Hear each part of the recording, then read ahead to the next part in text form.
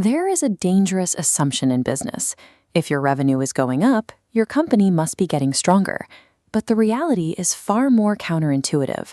Some of the fastest growing companies don't collapse in spite of their expansion. They collapse because of it. It's a phenomenon called profitable exhaustion. To see exactly how this happens, let's look at a simple business. In year 1, it sells 1,000 products for 100 rupees each. This chart breaks down the math. We have a total revenue bar of 100,000 rupees and a production cost bar standing right next to it at 80,000 rupees. After expenses, the company clears a clean 20,000 rupees in profit. The numbers make sense, the operation is controlled, and market demand is rising. So management does what any logical team would do. They decide to scale up. But here is the problem. If this mathematical formula works perfectly at 1,000 units, why does repeating those exact same actions at 10,000 units push the entire company toward death? A rising top-line revenue number creates a powerful psychological blind spot. It makes everything look successful on paper, while quietly hiding structural flaws that only become lethal when put under the extreme pressure of scale. By year 2, the company doubles its sales volume to 2,000 units.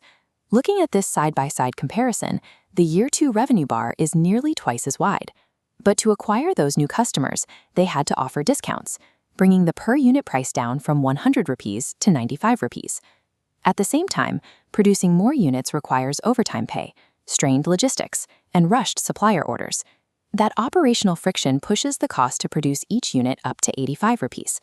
Total costs rise rapidly to 170,000 rupees, which compresses the profit slice down to the exact same 20,000 rupees from year 1. Revenue has doubled, but profit is stagnant. The company is now burning twice the operational energy to achieve the exact same financial return. Instead of fixing the inefficiency, management decides to push harder.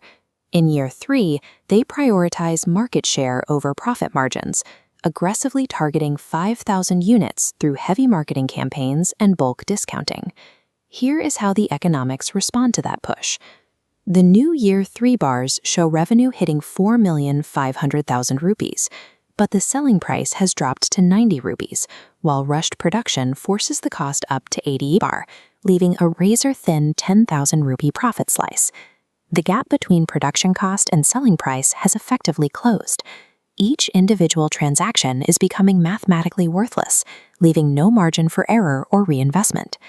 Sacrificing margins to capture market share doesn't guarantee future dominance. It actually builds a heavy, fragile operational burden, stripping away the exact financial buffer the company needs to survive a crisis. In year 4, sales volume hits 10,000 units. But the breaking point arrives. The cost to produce each unit hits 90 rupees, officially surpassing the selling price of 88. Looking at the year 4 P&L statement, total revenue is an impressive 8,080,000 rupees, but total costs are 9 million rupees. The red cost bar breaches the top of the revenue bar, resulting in a hard deficit of 20,000 rupees. While a $20,000 loss is a failure on paper, the business is facing a more immediate physical threat. It is running out of cash.